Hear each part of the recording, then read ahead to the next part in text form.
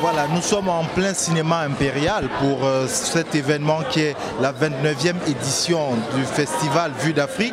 Un grand festival où ce soir notamment on va rendre un hommage à la cinéaste camerounaise Oswald Lewat, où on va voir pour la première fois un film Kinshasa Kids. On nous propose quoi, une centaine de films, on le sait, ça fait 29 ans que ce festival existe à Montréal pour proposer les vues de l'Afrique. Regardez tout autour de moi ici, nous sommes dans le hall d'entrée où il y a un certain nombre de personnalités qui attendent le début du film.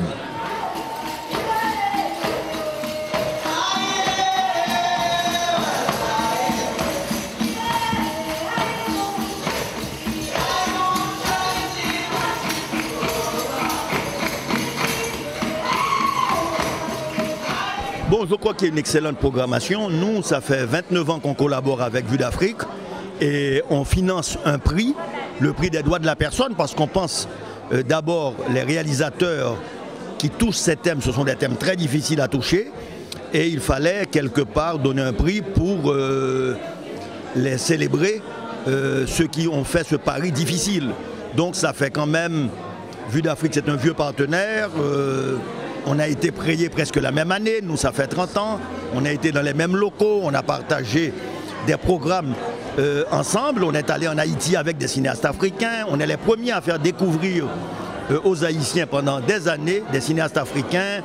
Donc je crois qu'en préparation du 30e anniversaire, cette année on a une excellente programmation et on souhaite à tous les gens un bon festival. Moi j'ai un documentaire, c'est mon coup de cœur. C'est Deported, c'est un documentaire sur les déportés qu'on envoie des États-Unis vers Haïti. C'est réalisé par Rachel Magloire, réalisatrice d'origine haïtienne qui a vécu longtemps à Montréal, et Chantal Regnault. Et je pense que c'est un excellent documentaire et moi, ça a été mon coup de cœur.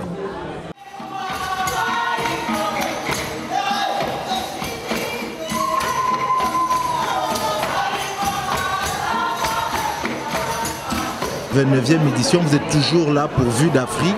Qu'est-ce qui vous attire dans ce festival?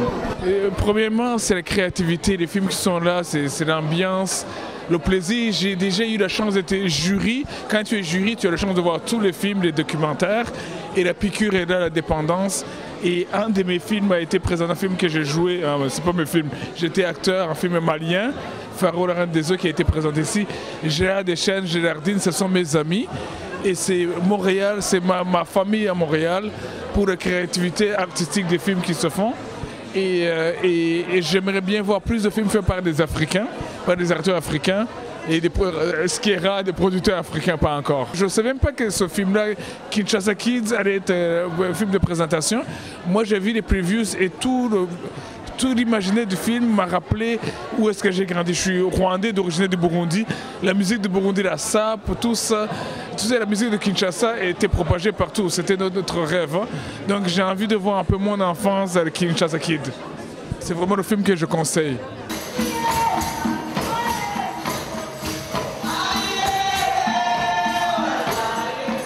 Parrain de la 29e édition du festival Vue d'Afrique, ça fait quoi?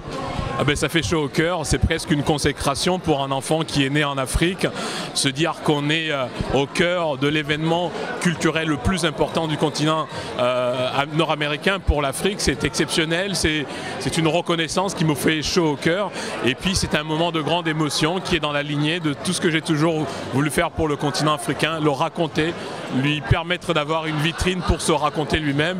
C'est exceptionnel. Et puis c'est un festival qui a maintenant 29 ans donc, qui a a acquis l'âge de la maturité, si je peux dire. C'est une programmation assez éclectique qu'on propose cette année. Il y a des thématiques qui se démarquent, notamment le thème de l'enfant. Il y a beaucoup de films qui racontent l'enfant. D'ailleurs, le film d'ouverture qui s'appelle Kinshasa Kid, c'est un film tout simplement exceptionnel sur ces enfants qu'on appelle les Shege, les enfants de la rue à Kinshasa. Mais au-delà de ça, c'est comme chaque année, c'est un festival qui propose un éventail large de l'Afrique qui va nous capter par différents sentiments d'émotion, l'émotion de colère, l'émotion de tristesse, l'émotion d'indignation, l'émotion de rire, l'émotion de joie, de sympathie, d'adoration. Et si on parvient à capter notre relation, notre passion vers l'Afrique par l'émotion, le savoir peut venir par après. Il y a quelque chose qui change au fil des ans. Moi, je me rappelle, il y a une quinzaine d'années, quand on venait voir la production africaine dans le cinéma, c'était encore une production assez amateur, avec des imperfections dans la technique. Aujourd'hui, ça s'améliore. D'année en année, on a l'impression qu'on est en train d'acquérir un statut de cinéma majeur qui fera en sorte que probablement, à l'avenir, il va être programmé dans les grandes salles, dans les salles régulières. Maintenant, le journaliste doit avoir un rôle de complémentaire à ce film. On ne peut pas remplacer le cinéma. Le cinéma crée un sentiment d'émotion qui est autrement plus profond, plus puissant que ce qu'un journaliste peut faire en 1 minute 30 ou en 2 minutes 30. Là, on part à la rencontre de l'Afrique, on vit émotionnellement à proximité de l'Afrique et tout le reste fera en sorte que, j'espère, chacun, si on pouvait tout faire, ne fût-ce qu'un seul des invités ce soir qui en ressortent en se disant j'ai envie d'en savoir plus sur l'Afrique, on aura gagné notre pari.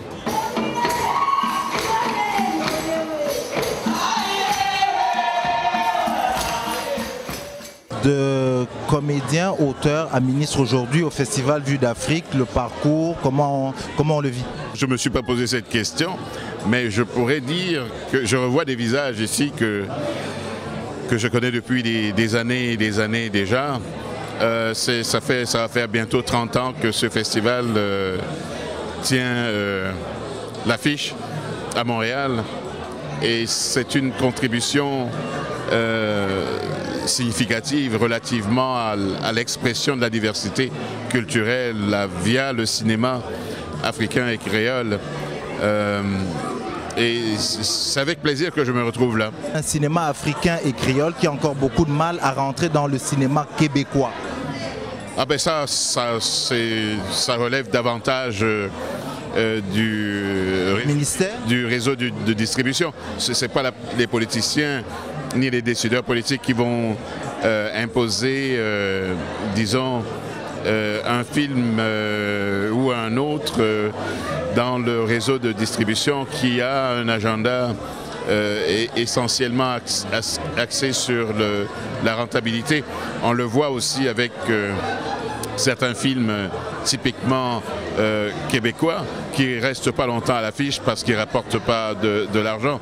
Mais il y a néanmoins eu des exceptions. Le film de Raoul Peck, Lumumba, est un film qui est resté longtemps à l'affiche ici à Montréal.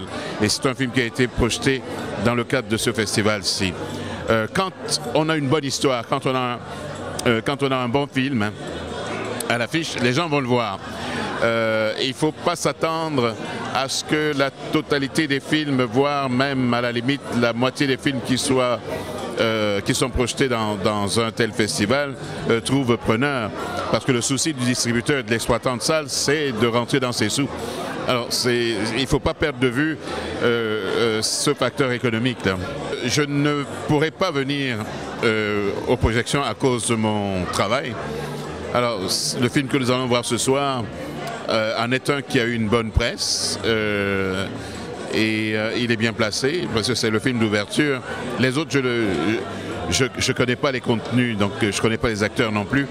Mais une chose est sûre, à cause de l'agenda, je ne pourrais pas, disons, me libérer pour venir au festival. Je me suis libéré ce soir parce que c'est une soirée hautement symbolique, c'est l'ouverture. Alors, et je ne pourrais même pas rester pour la projection parce que je n'ai pas fini ma journée, pas terminée. Ok, j'allais vous dire bon festival, je vous dis juste bon film alors. Merci.